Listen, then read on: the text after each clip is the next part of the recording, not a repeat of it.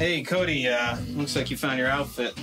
Fits really nice. Look, I'm taking a huge risk on you here. I know that being out in the front is gonna be a lot different than back in the kitchen. And to be honest, you don't really have the body that people see on the Tallywhacker commercials. I can't be a saucier all my life. I always pictured myself as a front of the house guy. Bring on the tips. Hello and welcome to Tallywhackers. Ooh, yeah! Home of the 1-pound beef dog served on a bun. Here's your menu.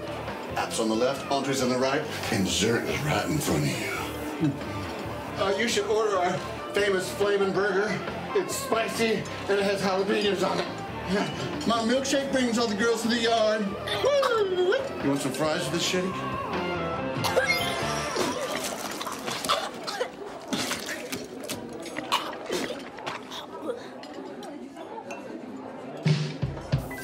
Jesus, Cody. Usually you don't get puked on until your first bachelorette party.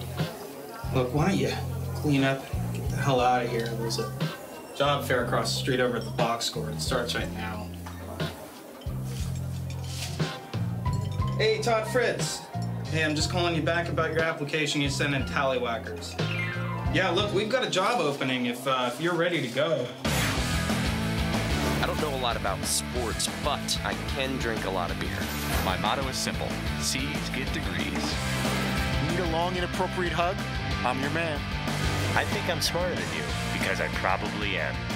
Howard College for box score.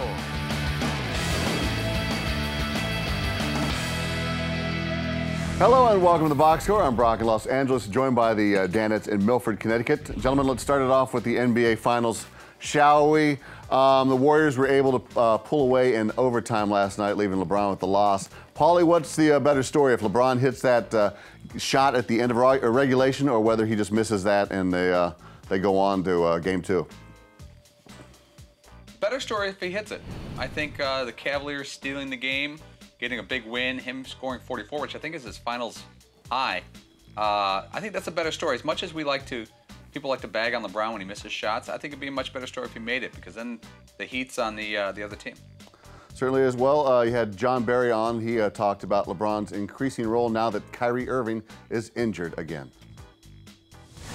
I don't know what more. I mean, 38 shots. That's a ton of shots. But if there's no Kyrie Irving, they just don't have another guy on their team that can really create for others. And, you know, it's clear that the Warriors are saying, we're going to play LeBron James one-on-one. Very few double teams. If not, I don't remember any just full-out straight doubles on LeBron. And they're saying he can't beat us by himself. And he almost did. If he had 43 points in regulation, he would have. But now without Kyrie Irving, man, his job becomes so much more difficult. Yeah, it's funny. I asked Dan during the show, like, people say LeBron had a bad game last night because it played in the Warriors. Like, dude, that's LeBron crazy. was sweet last night. Ridiculous. But then I look at the box score, he was 18 for 38, so I don't know what to make of that. Is that good? Is that bad? He was pretty awesome. Just under half, 44 points. I was thinking, I was listening to some show yesterday, and they were talking about Michael Jordan. And Michael Jordan just missed the social media era. He kind of created the marketing era and then tapped out right before the social media era and the 24-hour sports network era. He kind of missed that too, because he was done in the early 2000s. If he was playing today, remember, as much as Michael Jordan was great, he did have games where he scored 25 and they lost. Can you imagine if what is he doing? He only got 25, he averages 32. I wonder if he would have got banged like that. I wonder if that sort of like cements his legacy that no one will ever be as great as him. Right. Because of we only things remember like the that. highs. Yeah. Yeah, when you look back, you're... This sounds so dumb, but are you sure he had 25-point games in the finals? I really don't remember. Well, that's one. like, Dan was just like, you know, Michael Jordan took shots at the end of the game and missed them, and they lost. And like immediately, I was like, no, he didn't. Yeah, I know. No, that's not true. That's not true. That's not true. He missed more than he made. Clearly he did. If you go back to the Bulls' first title, it was against the Lakers, and Game 1, they lost at home to an injured Magic Johnson. You know, and everyone's like, oh my gosh, they couldn't beat the Lakers with an injured Magic Johnson. There's no chance, and I remember Jordan got like, wow, they're not ready for this yet, and then they won the next 4 and just smoked the Lakers. Hey, Seton, who do you see as more of a sure-thing athlete, Patrick Kane or LeBron James? I'd have to say LeBron James. Patrick Kane, I mean, I don't know hockey enough to say that. I know that he's a superstar, but I don't know if he's like one of like the say 5 best players. Who would of you all rather get time. beers with? If you're single. All right. Show today, it sounded like Patrick. You know what? Okay, Patrick Kane is interesting. Although in my advanced years, I'll call them, I'm a little more conscious of getting in trouble. And I feel like I would get in a lot of trouble with Patrick Kane. I would absolutely be blacked out within hours. And then all of a sudden there's some video of me running naked, you know, over like cop cars or something. And it's like, whoa, why did I do that? I could have just hung out with LeBron and Warren Buffett. And that would have been awesome. So I'm going to say Patrick Kane. Well, Kane's teammate Brad Richards called in today and talked about how difficult it is finding openings against a 6'7" goalie like Ben Bishop. Yeah, we've played him now a few years. You know, when he first came in, it was you know, a lot different than your typical goalie. But I think this playoffs, especially, we've seen 3 or 4 guys now that there's been 2 over 6'4". But you know, you don't see much of the net anymore when those guys are in there. So you got to get a lot of traffic and get them moving. It's good to hear, you know, an opposing player, especially a great opposing player like Richards described. What we see on TV is one thing, but, you know, looks can be deceiving, and you can't fully appreciate how big Bishop is just from watching it on TV. I don't care about high definition or how giant your screen is, but to be right there and up close to see his stature kind of blocking the entire net. It's tough to beat the Bishop. It really is tough to beat the Bishop. I'm able to do it whenever I like, but some of these other players can't beat the Bishop to that extent. He's huge and just makes that opening look that much smaller. Paulie goes Bishop reference and also was handing out old fashions all over the place on the show today. That's a rare Friday Old fashion's a Pabsty. fantastic drink and also a great donut. Friday I don't know why Pabsty. everyone was laughing at me when I was giving out the stole donuts. my, Yeah, he stole your idea. Very odd. Yeah, I saw that one donut, the Boston Cream. I don't know if that ties into all this. Well, Brad is, of course, talking about his dad being a lobster man. He's a Blackhawk, and his dad's a crusty lobster man with maybe with a hook for a hand. Paulie, who do you have the bigger man crush on in this situation? That's a great question. Probably. Man. Maybe with a hook for the No, hand. maybe. If his dad has a hook for a hand, he's It's my not- hero. yeah. God, I mean, I like hockey a lot, but I love watching guys catch crab and lobster. I probably watch Deadliest Catch more than I watch the Blackhawks. So I got to go with the senior, Mr. Richards. You got to. Oh, and rest in peace, Captain. What was that? Phil Richards? I forget the guy that wrapped his Phil ribs. Harris. Phil Harris, pour one out. Cornelia Marie. All right, stay tuned. Things are still simmering here in the man cave. Are you heading out to Dutch Harbor? You should probably do it in the Ram 1500 Eco Diesel. Get you out there safe and sound, ready for Opelia season. You can climb a hill, you can haul a trailer, and take all the the king crab that you need. Make your quota.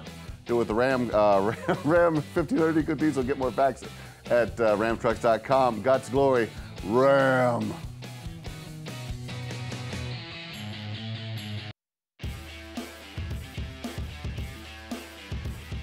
Here's the last 2 of my favorites. Calipari goes ballistic on Dan Patrick. Ballistic? Gets defensive about Kentucky's platoon system. Ballistic. And my favorite weird headline. UK basketball coach has live breakdown. Freaks out on beloved radio show host. Beloved. Welcome back to the box score. Yesterday, Kentucky coach John Calipari had a little snarky back and forth with Dan. Frankly, ruffled a few feathers. Now, Paulie, when those media outlets called you, how did that conversation go?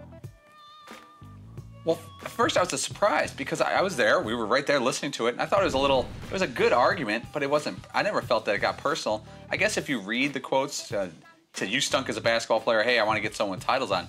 Yeah, if you've never heard Patrick and Calipari together, you'd think, wow, those guys are going at it. But afterwards, I didn't think much of it, and I had 3 different outlets say, was this real? What happened? And then I started seeing the headlines, and these different blogs and websites were saying, well, just what I read, ballistic, anger, personal. And I kept sending back to them, like, you guys have this all wrong. Listen, Calipari's laughing, Dan's laughing, they're jabbing. So I just don't like misleading headlines. It's guys being guys, and okay. Well, you can't have, there can't be ridiculous blog headlines without there having a couple of Fritzy ridiculous mock headlines. So how about we have some of those? All right, I wrote about 9 or 10 down. I'll give you my best 5. 9 or 10. I think I have 10, but we'll go with these 5. Carl Anthony Clowns. DP and Cal create circus atmosphere. Number 4, entertaining or uncomfortable, you be the Judd. I gotcha. Number 3, oithrus. What happened there? Okay. I'll explain. Number 2, what's up with that? I'll hang up and listen. Okay. Rudolph Rupp. Number 1, a little questionable for those monitoring these things. Kensucky, not a happy ending to interview, but 20 Buckies says they're still friends. Very nice, very nice. 20 Bucky? Well, I think I'm gonna leave. Yeah, that was a strong one to walk green off screen on me there. out of this entire show so far. Edit us out. Yeah. All right, well, after creating those mock headlines, Fritzy got back on the phone and got Calipari back on the show to talk about that battle yesterday. I don't do radio shows unless I'm comfortable, because I'm not going to do a yes or no, or I wouldn't do the show. Yeah. And if I want to go have fun, I wake up and there's requests, and it was you. I said, yeah, I'll do Dan. Let me go on and I'll bust him for a while. We'll have some fun, and I'll go about my business. But people went nuts. Were you mean to me? I didn't realize you were. You said some stupid stuff, which you always do. You're wrong most of the time. No. I said that I said I got to go, and then you wanted to stay on. I go, no, I got to talk to somebody who's won a national championship recently, and I had Nick Saban Yeah, on. you had to throw recently, didn't you? Yeah. Recently. Yeah. Recently. I'm really glad that we had Coach back on to sort of discuss it again, because it was so silly, and we did lead with it basically again today, and everybody just went bonkers over it, and had to have Dan and him laughing together over it to be like, oh my God, and then actually get back into it again. They started fighting again. I know. Where Dan got his feelings hurt, you know, he's like, because I am that great of a basketball player. Like, dude, you are out of your mind, okay? You're out of your mind. So he said that he would have been recruited, you would have recruited me at UMass, and like, I'm thinking of Lou Rowe and Marcus Camby. They were in the Final Four. They're in the Final Four. Yeah. I don't know, maybe No, early. no, Dan was not. No, okay. I'm sorry. I hate to maybe I'm going too far behind the curtain here, but he's very right. And the older he gets, the better he was. Right. Although right now he's hitting Michael Jordan-like levels of his basketball career. And it's like to quote Social Network, if he was going to get recruited by UMass, he would have been recruited by UMass. Right. Yeah. I know. Like, what does he do? You know, the interesting thing though about that interview is sort of the behind-the-scenes workings of it, and that I mean. Dan didn't, maybe I'm wrong about this, but it seemed like Dan found out that Coach Cal was on the line, that we were doing the interview when he called in. Yes, we were in the middle of a break, and about 20 minutes earlier, I said, Fritzy, I go, hey, see if we can scrounge Coach Cal up and have some fun with us. He's like, yeah. And I'm trying to whisper because I don't know if we want to keep it as a surprise for Dan or it's okay for him to just know. And Dan over here is Fritzy, and Dan was actually like, I don't know. But if we would have asked Dan, do you want to have Coach Cal on? He probably would have said no, because I don't think he could see it like we see it. We are a little more outside the bubble, and I'm like, well, there's no downside to having him back on. Either they make up and kiss and have fun with it, or it goes to the next level. Either way, I win. And so I was like, let's get him on. And I was like, if we ask Dan's permission, he could say no. You never ask permission. Almost never do you ask permission as a producer. And Fritzy, hey, here's what we're going on. You put him back on, it kind of puts a bow on things. It's kind of like it's apples and oranges, but it's kind of like the Matt Harvey interview. When it went haywire, all I could think about after going haywire was, let's get him on the next day. We got to have him on the next day to further this or put a bow on it or whatever. McLovin, would you agree with the assessment that we're seeing the birth of a new amazing guest relationship? No, because they go back a long way. They've always been fun together. I said after the show, I think if you ask John Calipari who's my favorite person to do interviews with, it would be Dan Patrick. He's so much more fun. These are two guys who were, I'm just gonna say it, white guys who played college basketball, and they love to jet. They probably had similar styles. Similar ages. Calipari was like a two-guard too, or he was like a point guard, two-guard. Yeah, they're trash talking the basketball court. That's what great players like me and Dan Patrick do. I can trash talk. You see me trash talk Matt Sainbrook on Twitter the other night? That was I Yeah, it's what ballers do. Even Calipari said that, like in the interview, he was just Yeah. like, I do the ones that I like to do. Yeah. This is fun. If I didn't want to, I don't have to do this interview. And there are a lot that I say no to, but I know that we're going to do this, and this is fun for me, so I say yes. He certainly didn't have to do it 2 days in a row. He had any issue at all. I look at some of these coaches, like whether it be like Jim Moore goes on Rich Eisen a lot, because he knows it's going to be fun. They're going to have some fun. Coach Cal, Coach K with us. Hey, I want to do an interview that's a little bit of fun. I don't want to talk basketball. Hey, let's talk about recruiting. You're really doing well in the South. Ugh. Just let's have some fun. Probably rather talk about music. But Coach Cal didn't. But finding out he hadn't been to a concert since like 15, the 20 '90s. years. That's great. Even that works out. Yeah, Pretty good. Billy Joel, great concert that he left, I guess. All right, Coach Cal, great follow-up interview. Good job there, Fritzy. All right, coming up, we're leaving college and heading to the NBA.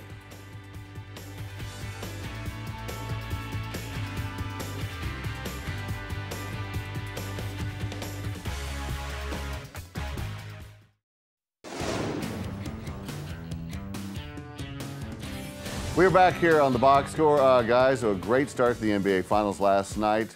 But there was this guy sitting to the left of me at the bar that didn't know a lot about basketball, kept on asking me about the terminology. So, of course, I pulled out my Urban Dictionary and answered all of his questions with great confidence. That's why I wanted to know if you guys really know your terminology, according to Urban Dictionary. So let's play Urban Dictionary word quiz, NBA Insider Edition. Dun, da, da, da, da, da, da, da. It'll be Fritzy and Seton versus Paulie and McLovin, and unlike the Warriors last night, there will be no steals. I feel like the depravity on this side of the table right now is going to dominate here. What Fritzy is a loves Blumpkin? Yeah, Fritzy loves Urban Dictionary, but not necessarily the basketball stuff, more the adult stuff. I'm already going to go Cleveland Stevens. Very nice, then we shall serve it up to... If Blumpkin's not on here, I'm walking off. We'll kick it off with Fritzy and Seton. Oh, no. Okay, here we go. What is the Urban Dictionary definition for slam dunk? The Urban Dictionary version of slam dunk. After you, are we going to really say what You don't have to. Can you say something that's not dirty? Someone, anyone? I think after having relations with your partner, you take a donut, a coffee in the other hand, and you dip it from behind. I'm out. I got a brand. And then you both take a bite out of it. I'm gonna use McLovin's line. I never thought I had a brand before. That would be a slam dunk. Okay. Until this happened. Yeah. I'm sorry, that is incorrect. We were looking, of course, for a slam dunk, according to Urban Dictionary, is a heinous cousin of the upper decker in which someone first defecates, then proceeds to place his or her matter in a light fixture or other raised object in the bathroom. What? Where's stand back? Oh, I thought you were asking like what, like the term, like where they what on Urban Dictionary, what do they call a slam dunk? Like in a basketball game. I didn't know that it was like the cousin of an upper decker. This is okay, interesting. We got to do this segment every day. All right, what is it? This is for Paulie and McLovin. Oh my! What is the Urban Dictionary definition for LeBron? For a LeBron? Yeah. I'm not getting caught on camera saying anything. Yeah, I think I'm going to protect McLovin. That is a fine NBA basketball player who's reputable, who plays for the Cleveland Cavaliers. We're going to jump in with the steal. It's got something to do with the chosen one. It's when you put a crown on your shirt. Oh no! All right, I will just say that It's like a Paulie Prince Albert, McLovin. but a King Albert. You put the crown, a little mini crown on it, and you go in. It's not quite as filthy as you thought, sir. LeBron is the act of hijacking an hour of TV to tell thousands of people something they already knew. That is LeBron. Oh. Interesting. It's not a king. Okay, back to Fritzy and Seton. What is the Urban Dictionary definition for free throw? Free throw. It's when you allow someone to hit you in the nuts without covering up. You just let them go right in. Good guess. That is a great guess. You are incorrect. It is actually the act of crapping before contact. The producers agree that shart would have also been acceptable. I can't believe this. By the way, is that one video of me shooting the air ball, or is that multiple different air balls that I had? 'Cause they don't look all the same. Multiple. Nothing's free. I gotta tell you, I know this is a bad day for your brand, but this is a great day for our brand. Yeah, it is. This is the day we've been looking at. This is a breakout day for us. All I feel right. like. So Paulie and McLovin, what is the Urban Dictionary definition for technical foul? Wow, I might have to go to Fritzy for help. I can't define it, Okay. but I know what it smells like. Like when Fritzy goes to a bathroom that's in an enclosed space I where you always can't look get away for a from. spray or candle. Hold It's on, not that's there. our answer. That's a flagrant 2, by the way. Right. So- The technical foul would be like when you go to the Letterman set and Fritzy destroys Letterman's bathroom just down the hallway from the green rooms. I know it's specific. It's a flagrant 2, technical foul. Okay. That is a great, that may be the third or fourth definition, but that is incorrect. We were actually looking for when someone ruins a triumph or personal joy by saying, technically. Well, all right, Fritzy and Seton. What is the Urban Dictionary definition for alley-oop? Okay, since they're not here, the definition of an alley-oop would be... I think I know this one, too. Let's see. So if you're going to throw it up and dunk it... I think it's when you bring a third person in. You have to have a third person, pretty much. And you take a Nerf ball. Hear me out. You take a Nerf ball, and just when you're about to climax, you hold it, and you pass the Nerf ball to your friend who finishes the job at the other end. Assuming he's behind. I'm sorry. Oh, don't be ridiculous. It's when a larger person. Say it's like when Bullwinkle chucks Rocky up in the air. When a larger person throws it. He finishes it up. He gets the points. All right. Like a Nerf ball. All right. Well, the winning team, of course, is Fritzy and Seton. Do not go away. We are taking a break here on the box score. To remind you that the Ram Heavy Duty, with its best-in-class towing, torque, and horsepower, doesn't need one. Urban Dictionary defines the Ram Heavy Duty as badass. Of course it should. Get more facts at ramtrucks.com. Guts, glory, Ram.